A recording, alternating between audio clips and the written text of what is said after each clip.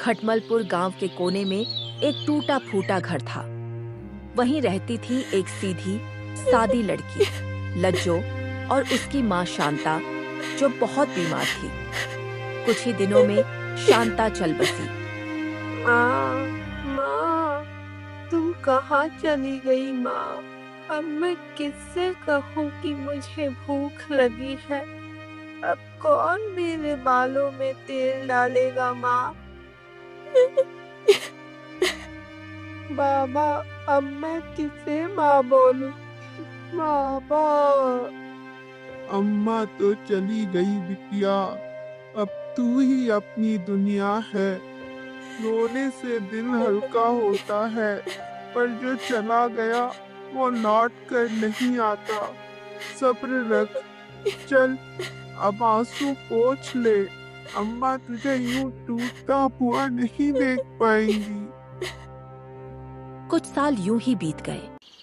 लज्जो ने अपनी मासूमियत और मेहनत से धीरे धीरे खेत के काम, घर का चूल्हा, यहाँ तक कि सिलाई कढ़ाई तक सीख ली। फिर एक दिन उसके पिता हरिया ने अचानक गांव से बाहर की औरत से शादी कर ली। लज्जो दौड़ती हुई दरवाजे तक आई, शायद ये सोचकर कि अब कोई फिर से उसे माँ की ममता देगा, उसके बालों में कंघी करेगा, माथा सहलाएगा। लेकिन कुछ ही दिनों में उसकी सारी उम्मीदें चकनाचूर हो गई। जो रिश्ता माँ जैसा होना था, वो धीरे धीरे उसके लिए एक सज्जा बनता चला गया। एक दिन की बात है, लज्जो दिन भर के काम से थकी हुई एक कोने में बैठी थी और मोहिनी की अपनी बेटी चंचल पास ही गहरी नींद में सो रही थी। तभी मोहिनी तीखे स्वर में लज्जो से बोली, सुबह से ऐसे ही बैठी है कलमुही, चल उठ, जाके चूल्हा जला और साथ में गोबर भी उठा लेना और कुएं से पानी भी भर लाना। और सुन, चंचल को बिल्कुल भी उठाने मत जाना। बेचारी कल रात लेट से सोई है और उसके नींद में बिल्कुल भी खलल नहीं होना चाहिए। माँ, कल रात भर मुझे बुखार था और अभी अभी काम करके थोड़ा सा आराम करने बैठी हूँ। हाथ भी कांप रहे हैं। बुखार है तो मर जा, मैं दवा हूँ क्या? तेरे जैसे होते हैं घर के बोझ, जितना सर पर चढ़ाओ उतना ही दुख देते हैं। लज्जो के चेहरे पर बचपन कम और बोझ ज्यादा दिखता था। माँ की ममता का मतलब उसके लिए अब सिर्फ डांट, ताने और चुप्पी बन चुका था। ओह, उठ गई बेटा। हाय मेरी चंचल, तू तो रानी है। और ये एक है, ना भाग्य लाई है ना सौभाग्य, बस झंझट है झंझट। एक दिन मोहिनी ने जानबूझकर उसे जंगल भेजा लकड़ी लेने, जबकि जानती थी कि वहाँ तेंदुआ देखा गया है। अरे ओ करमजली, जाके जंगल से जल्दी से लकड़ी लेके आ, नहीं तो आज रात भूखे ही मर जाना। माँ, आज ही तो शंभू चाचा बोल रहे थे कि उस जंगल में तेंदुआ देखा गया है। उसने एक बकरी भी नोच दिया है। अगर तुझे खा ही ले तो घर का बोझ ही हल्का हो जाएगा। जाके जल्दी जंगल से लकड़ी लेके आ, मुझे ज्यादा भाषणगिरी नहीं चाहिए। लज्जो कांपते कदमों से उस सुनसान जंगल की ओर चली जाती है। तभी एक झुर्रीदार फकीर ने उसे रोका। बिटिया, तेरी आंखों में दर्द बहुत है, ये ले ये पायल। ये पायल कोई मामूली चीज नहीं है। जब तुझे लगे कि मौत तुझसे बस एक कदम दूर है, इसे बजा देना। कोई देखे या ना देखे, ऊपर वाला सब देख लेगा। लज्जो पायल लेकर चुपचाप जंगल की ओर चली जाती है। तभी झाड़ियों के पीछे कुछ हलचल हुई और तभी तेंदुआ झपटता हुआ बाहर आया। लज्जो ने घबराकर पायल को जोर से हिलाया। पायल के झनकने की आवाज जंगल में गूंज उठी। तेंदुआ एक पल को ठिठका, उसके कान खड़े हुए और जैसे किसी अदृश्य ताकत से सहम गया हो, उल्टा मुड़कर भाग खड़ा हुआ। लज्जो जंगल से लकड़ियां सिर पर रखकर लौटी। मोहिनी बाहर खड़ी उसे आते देखती रही। और मन ही मन बड़बड़ाई। हे भगवान, ये कुलक्षणी तो फिर से जिंदा लौट आई। ना जाने कहाँ मर गया ये तेंदुआ जो आज इसे छोड़ गया। खैर, आज रात ही इसे मजा चखाती हूँ। मोहिनी दबे पांव रसोई में गई और एक पुरानी शीशी से पीली पिसी हुई जड़ी बूटी निकालकर खाने में मिला दी। जो खाने में मिल जाए तो पेट में मरोड़ उठे और इंसान बिस्तर से उठ न पाए।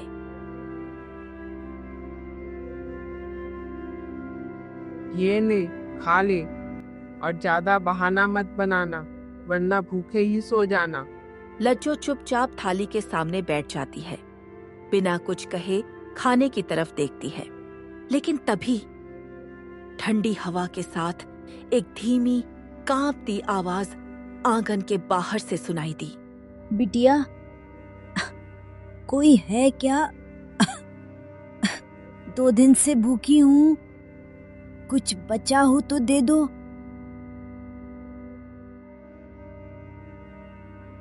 ये लो अम्मा, मेरे लिए ही रखा हुआ था, लेकिन आपकी भूख मेरी भूख से ज्यादा बड़ी लग रही है। ये लो, आप खा लो इसे। बेटी, तूने अपने हिस्से की रोटी मुझे दे दी। कभी किसी ने इतना अपनापन नहीं दिखाया। भगवान करे तुझे कभी भूखा न रहना पड़े और जो प्यार के लिए तू तरसी है वो तुझे दुगना मिले। कुछ वर्ष बीत गए। लज्जो और चंचल अब बड़ी हो चुकी थी। एक सीधी सादी, मेहनती और शांत, दूसरी चुलबुली, जिद्दी और अपनी माँ मोहिनी की परछाई। इन्हीं दिनों गांव के मशहूर जमींदार अपने बेटों के लिए बहू ढूंढ रहे थे। जब उन्हें मोहिनी की बेटियों का पता चला तो वे सीधे उसके घर जा पहुंचे। हम अपने 2 लड़कों के लिए 2 बहुएं ढूंढ रहे हैं। एक मेरा बेटा विक्रांत, अच्छा पढ़ा लिखा है और अभी अभी शहर से लौटा, और दूसरा नारायण, मेरे साथ वर्षों से है मगर हमें बेटे जैसा प्यारा है। मोहिनी मन ही मन सोचती है, बस यही तो मौका है, इसमें सोचना क्या है। मैं अपनी बेटी चंचल को जमींदार के बेटे से ब्याहूंगी और उस करंजनी लज्जो को उस नौकर जैसे नारायण से। हमें सौभाग्य होगा जमींदार साहब। चंचल को विक्रांत के लिए और लज्जो को नारायण के लिए राजी समझिए। मोहिनी, लच्चो भी तो हमारी बेटी जैसी ही है, उसका हक भी अपनी पसंद बताने का है। माना नारायण नेक है, मगर ये सही नहीं लग रहा। मुझे सब समझ है, नौकर चाहे जैसा भी हो, नौकर ही होता है। लज्जो की औकात वही है, समझे? आप जरा शांत बैठिए। शादी हुई। चंचल झिलमिलाती हुई, सोने चांदी से लदी हुई, जैसे दुल्हन नहीं रोशनी हो, और लज्जो एक पुराने लहंगे में। अब चल जा यहाँ से और दोबारा कभी यहाँ लौटकर आने की कोशिश मत करना। माँ, आप मुझसे जितनी भी नफरत कर लो, मेरे लिए तो आप हमेशा माँ ही रहेंगी। शादी के कुछ ही दिन बाद विक्रांत और चंचल शहर चले गए। शुरुआत में सब अच्छा लगा, लेकिन जैसे जैसे शहर की चमक बढ़ी, विक्रांत का रंग बदलता गया। सुनिए जी, आज पापा ने फोन किया था, बोले तबीयत कुछ ठीक नहीं है, पूछ रहे थे कब आओगे।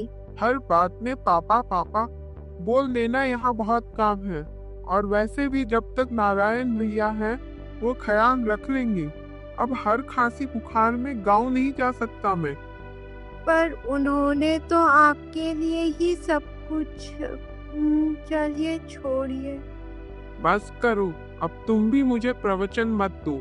मुझे उस गांव और उनकी सड़ी सोच से कोई मतलब नहीं। और सुनो, कल हमारी शादी की पार्टी है, 5 लाख निकाले हैं बैंक से, और मैं चाहता हूँ हमारे स्टैंडर्ड में कोई कमी ना हो। दिखावे में ही तो इज्जत है, समझी? विक्रांत ने धीरे धीरे अपने पिता से मुंह मोड़ लिया। वो अब सिर्फ पैसे, पार्टी और दिखावे का हो गया था।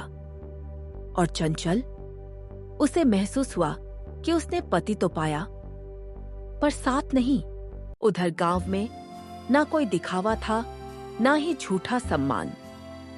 बस थे दो सच्चे दिल, नारायण और लज्जो, जिन्होंने गांव के मशहूर जमींदार जगत राम को कभी अकेला महसूस नहीं होने दिया। दोपहर का समय था। लज्जो और नारायण भीतर कमरे में चुपचाप बात कर रहे थे। लज्जो, बाबूजी की तबीयत कुछ ठीक नहीं लग रही और विक्रांत भैया भी मिलने नहीं आ रहे, इसीलिए मन से बहुत टूटे हुए हैं। तू जरा और भी ध्यान रखना उनका। हाँ जी, आप निश्चिंत रहिए। बाबूजी अब मेरे भी तो बाबा हैं, मैं पूरा ख्याल रखूंगी। लज्जो बाहर आती है, जगत राम को पानी का गिलास देती है। बाबा ये लीजिए, थोड़ा पानी पी लीजिए। अगर कहें तो मैं वो जड़ी बूटी वाला काढ़ा भी बना दूं। रात को नींद ठीक से नहीं आई थी ना। तू तो मेरे बेटे विक्रांत जैसी नहीं, तू तो मेरी बेटी है बिटिया। ना जाने नारायण नहीं होता तो इस बुढ़ापे में मेरा क्या होता। बाबूजी, आज खेत का सारा काम निपटा दिया, अब आप निश्चिंत रहिए, खेती भी संभाल लेंगे और आपको भी। नारायण और लज्जो की सेवा ही जगत राम की सबसे बड़ी दवा बन गई थी। उधर शहर में हालात और बिगड़ते जा रहे थे। विक्रांत ने अब चंचल को भी घर से निकाल दिया था। तू मेरे काम की नहीं रही, कहकर उसने दरवाजा बंद कर लिया। चंचल रोती हुई लौट आई अपनी माँ मोहिनी के पास, और विक्रांत वो दिन रात शराब और जुए में डूबा रहता। जमींदार की इज्जत, जायदाद और खून सब मिट्टी में मिला चुका था। बेटा, इस बार त्योहार पर घर आ जा। कई दिन हो गए साथ बैठकर दो बातें किए, और बहू को भी बहुत दिन से नहीं देखा। सब पूछते हैं तुम्हारे बारे में। बाबा, ये बार बार फोन मत किया करो। इतना फुर्सत में नहीं बैठा हूँ कि हर त्योहार पर घर चला हूँ। और रही बात बहू की, तो अब हमारा कोई रिश्ता नहीं बचा। रो धोकर अपने मायके चली गई है। यहाँ रहकर मेरा दिमाग खराब कर दी थी। अरे बेटा, ये क्या बात हुई? झगड़े तो होते हैं, पर रिश्ते तो नहीं तोड़े जाते ना। आप ना ज्यादा वकालत मत कीजिए उसकी। आपको शायद कोई काम नहीं होगा, पर मेरे पास 1000 काम पड़े हैं। अब फोन रख रहा हूँ मैं, और कृपया करके मुझे बार बार फोन मत किया करो। विक्रांत अब उस मोड़ पर था जहां दौलत तो खत्म हो चुकी थी, मगर लालच अब भी सांस ले रहा था। एक दिन उसने चंचल को फोन किया। सुन चंचल, अगर तुझे अब भी लगता है कि ये रिश्ता बचाया जा सकता है, तो तुझे भी कुछ करना होगा, वरना मैं ये दरवाजा हमेशा के लिए बंद समझूंगा। क्या मतलब है आपका? अब और क्या बाकी है जो मैं नहीं कर रही हूँ? मेरे पास अब कुछ नहीं बचा है चंचल, ना पैसा, ना नाम, ना रास्ता। बस एक ही चीज है, वो है हवेली, और वो भी उस बुड्ढे के नाम है। एक काम कर, तू गांव जा, बाबूजी की सेवा कर, उनके आंसू पोंछ, मासूम बहू बन जा उनके सामने, वैसी जैसी तू कभी थी भी नहीं। और फिर धीरे धीरे उनका भरोसा जीतकर हवेली अपने नाम करवा ले। याद रख, ये आखिरी मौका है। अगर इस बार चूक गई तो ना तू मुझे देखेगी, ना मैं तुझे। फिर ना पति बचेगा, ना पति का नाम। सोच समझकर फैसला लेना। चंचल ने तय कर लिया, अब वो विक्रांत का साथ देगी। अगली सुबह मोहिनी को साथ लेकर वो सीधी जमींदार की हवेली पहुंच गई। जगत राम जी, बेटियां जब टूटती है ना, तो माँ की रूह तक कांप जाती है। मैंने अपनी बेटी को राजकुमारी बनाकर विदा किया था, बस उसका कोई ठिकाना हो, इतना हक तो उसे दे दीजिए जगत राम जी। बाबूजी, मैं हार गई हूँ। शहर की दुनिया ने मुझे चकनाचूर कर दिया। अब सिर्फ आपका आंगन ही बचा है। बाबूजी, मुझे बस इस घर में कोई कोना दे दीजिए, मैं उतने में ही गुजारा कर लूंगी। चंचल अब हवेली में रहने लगी थी। कुछ दिन यूं ही बीत गए और फिर एक सुबह चंचल चिल्लाते हुए, बाबूजी, रज्जू दीदी, मेरे गहने जो माँ ने दिए थे वो चोरी हो गए। मैंने तो सोचा था यहाँ सिर्फ प्यार मिलेगा, पर अब तो मेरी यादें भी छीन ली गई। ये क्या हो रहा है मेरे साथ? नारायण जांच करता है। तभी लज्जो के संदूक से वही गहनों वाला कपड़ा निकलता है। ये यहाँ कैसे? मैंने तो छुआ भी नहीं। जगतराम चुप। नारायण की नजरें कह रही थी, इल्जाम झूठा है और लज्जो उतनी ही सच्ची। एक रात चंचल दबे पांव गई, संदूक से रुपए निकाले और चुपचाप नारायण के थैले में रख दिए। अगली सुबह बेटा नारायण, हवेली की मरम्मत के लिए जो पैसे रखे थे वो संदूक से गायब है। सब जगह तलाश हुई और फिर नारायण का थैला खुला। वहीं से निकली वो गड्डी जो संदूक से गायब थी। ये पैसे मेरे थैले में कैसे आए? बाबूजी, मुझे सच में नहीं मालूम ये पैसे मेरे पास कहाँ से आए। भैया, कल रात आपने ही तो कहा था कोई जमीन देखनी है, तो क्या आपने ही? मैंने जिन पैसों को कभी छुआ तक नहीं, न जाने वो मेरे पास कैसे आ गए। बेटा नारायण, तू तो मेरा भरोसा था। अब समझ नहीं आता किस पर विश्वास करूं, किससे सवाल करूं। एक रात जगतराम और चंचल आंगन में अकेले बैठे हुए थे। बाबूजी, एक बात कहूँ, शायद ठीक ना लगे, पर मन में है तो कहे बिना रह नहीं पा रही। बोलो बेटा। लज्जू दीदी और नारायण भैया की बातें, उनकी नजरें सब अजीब लगने लगे हैं। ऐसा लगता है जैसे वो आपकी सारी जायदाद पर अपना हक जमाने में लगे हैं। मैं कुछ नहीं चाहती बाबूजी, लेकिन कम से कम ये हवेली आपके बेटे विक्रांत के नाम तो होनी चाहिए ना। आपके बाद ये संपत्ति वहीं जानी चाहिए जहाँ उसका हक है, वरना लोग क्या कहेंगे? जमींदार की जायदाद पर नौकर और उसकी बीवी राज कर रहे हैं और असली बेटा दर दर भटक रहा है। कभी किसी को मुंह नहीं दिखा पाएंगे हम। उस रात जगतराम बहुत देर तक सोचते रहे। नींद आंखों से कोसों दूर थी। आखिरकार उन्होंने संदूक खोला और चुपचाप वसीयत पर दस्तखत कर दिए। जायदाद हाथ में आते ही विक्रांत का असली चेहरा सबके सामने आ गया। अब ये हवेली मेरी है, सिर्फ मेरी। जिसे जितना वक्त देना था दे दिया। अब आप सब बाहर निकलो। नारायण, तू तो अपने गमछे समेत निकल ले यहाँ से। बहुत सेवा कर ली तूने। भैया, पर आप ऐसा क्यों कर रहे हैं? हमने आपका क्या बिगाड़ा है? माना कि हवेली अब आपके नाम है, पर हमें इस घर से कुछ भी नहीं चाहिए। हम तो बस चाहते थे कि सब साथ मिलकर रहें, जैसे एक परिवार रहता है। हाँ भैया, लज्जो बिल्कुल ठीक कह रही है। हमने कभी हवेली या दौलत की लालच नहीं की। बस इतना चाहा कि इस घर में प्यार बना रहे और सब साथ रहें। मुझे ना ज्यादा ना सिखाओ आप लोग। आप दोनों की आंखों में सिर्फ लालच दिखता था। लालच, हवेली का, जमीन का, सबका लालच।